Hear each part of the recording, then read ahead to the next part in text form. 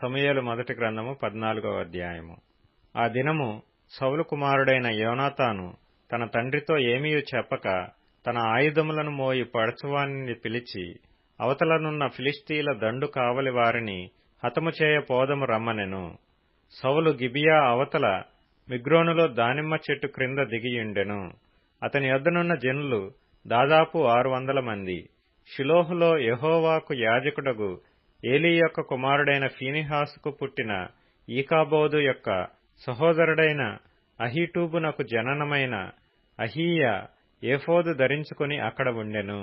యోనాతాను వెళ్లిన సంగతి జనులకు తెలియకయుండెను.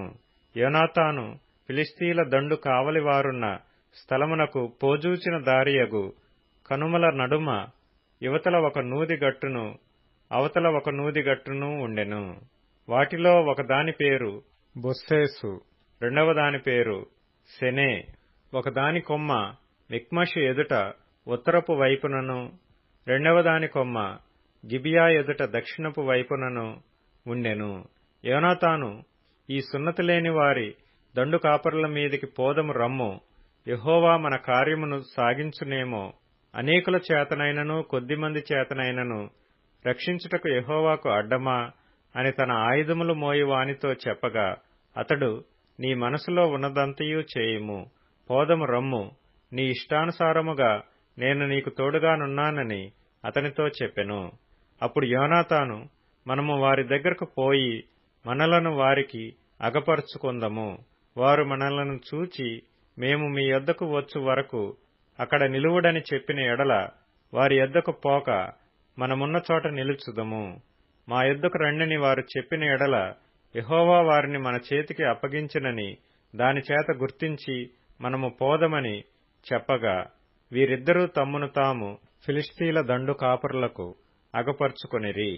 అప్పుడే ఫిలిష్తీయులు, చూడుడి, తాము దాగియుండిన గుహలలో నుండి హెబ్రీయులు బయలుదేరి వచ్చుచున్నారని చెప్పుకొనుచు యోనాతానును అతని ఆయుధములను మోయువానిని పిలిచి, మేము మీకు ఒకటి చూపింతుము రండని చెప్పినప్పుడు, యోనాతాను, నా వెనుక రమ్ము, యెహోవా ఇశ్రాయేలీల చేతికి వారిని అప్పగించునని తన ఆయుధములు మోయువానితో చెప్పి, అతడును అతని వెనుక అతని ఆయుధములు మోయువాడును తమ చేతులతోనూ కాళ్లతోనూ ప్రాకి ఎక్కిరి. యోనాతాను దెబ్బకు పడగా అతని వెనుక వచ్చు అతని ఆయుధములు మోయువాడు వారిని చంపెను. యోనాతానును అతని ఆయుధములు మోయువాడును చేసిన ఆ మొదటి వధయందు దాదాపు 20 మంది పడిరి. ఒక దినమున ఒక కాడి ఎడ్లు దున్ను 1/2 ఎకరము నేల పొడుగున అది జరిగెను. దండులోనూ పొలములోనూ జనులందరిలోనూ మహాభయకంపము కలిగెను. దండు కావలి వారును దోపుడుగాండ్రును భీతి నొందిరి. నేల ఎదిరెను. వారు ఈ భయము దైవికమని భావించిరి.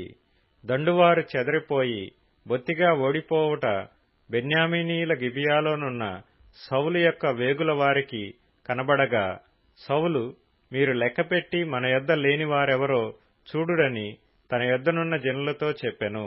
వారి లెక్క చూచి యోనాతానును అతని ఆయుధములు మోయివాడును లేరని తెలుసుకొనిరి. దేవుని మందసము అప్పుడు ఇశ్రాయేలీల యొద్ద ఉండగా, దేవుని మందసమును ఇక్కడికి తీసుకుని రమ్మని సౌలు అహీయాకు సెలవిచ్చెను. సౌలు యాజకునితో మాట్లాడుచుండగా ఫిలిష్తీయుల దండులో ధ్వని మరి ఎక్కువగా వినబడెను.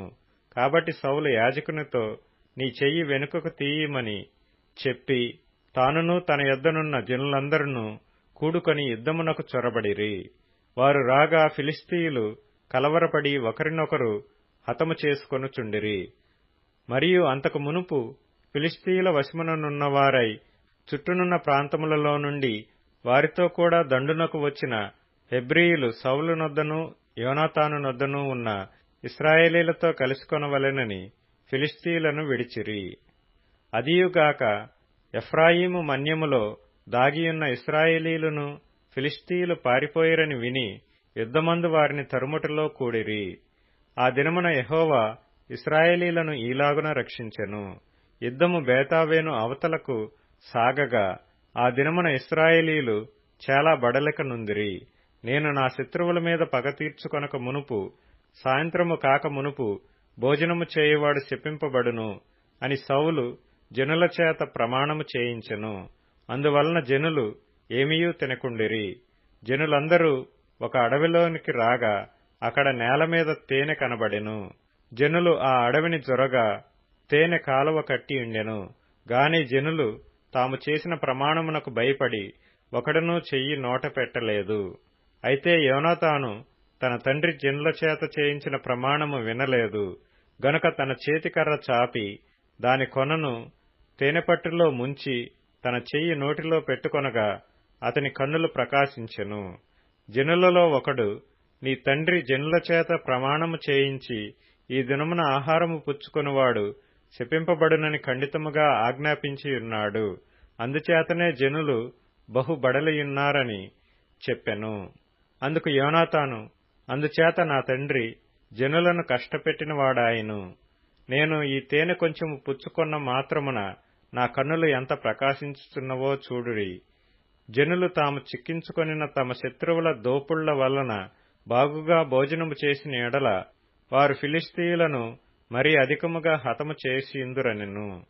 ఆ దినమున జనులు ఫిలిష్తీయులను మిక్మషు నుండి అయ్యాలోను వరకు హతము చేయగా జనులు బహు బడలికనుందిరి. జనులు దోపుడు మీద ఎగబడి గొర్రెలను ఎడ్లను పెయ్యలను తీసుకొని నేలమీద వాటిని వధించి రక్తముతోనే భక్షించినందున జనులు రక్తముతోనే తిని యెహోవా దృష్టికి పాపము చేయుచున్నారని కొందరు సౌలునకు తెలియచేయగా అతడు, మీరు విశ్వాసఘాతకులైరి. పెద్ద రాయి ఒకటి నేడు నా యొద్దకు దుర్లించి తెండని చెప్పి మీరు అక్కడక్కడికి జనుల మధ్యకు పోయి అందరూ తమ ఎద్దులను తమ గొర్రెలను నా యొద్దకు తీసుకుని వచ్చి ఇక్కడ వధించి భక్షింపవలెను. రక్తముతో మాంసము తిని యెహోవా దృష్టికి పాపము చేయకుడని వారితో చెప్పుడని కొందరిని పంపెను. కాబట్టి జనులందరూ ఆ రాత్రి తమ తమ ఎద్దులను తీసుకుని వచ్చి అక్కడ వధించిరి. మరియు సౌలు యెహోవాకు ఒక బలిపీఠమును కట్టించెను. యెహోవాకు అతడు కట్టించిన మొదటి బలిపీఠము అదే.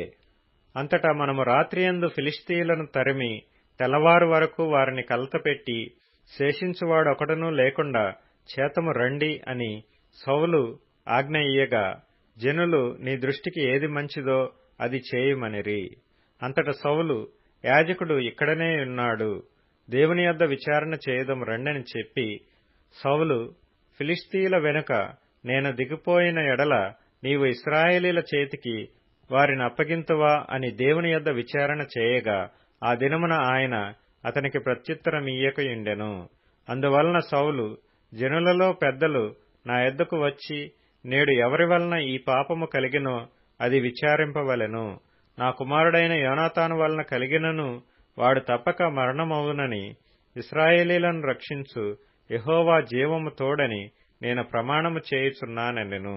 అయితే జనులందరిలో అతనికి ప్రత్యుత్తరమిచ్చినవాడు ఒకడునూ లేకపోయెను.